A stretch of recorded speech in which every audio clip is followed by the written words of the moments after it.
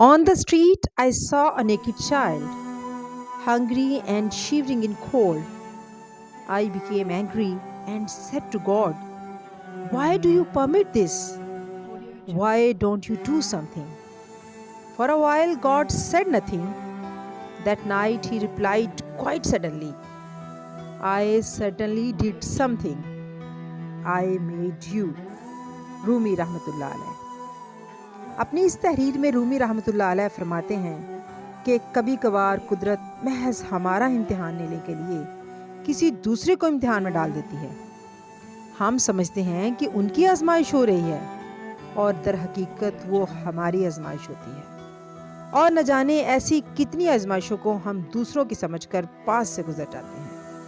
दूसरों का दुख बांटिए, दूसरों का दर्द बांटिए, क्योंकि यही हमारा मकसद तख्लीक है।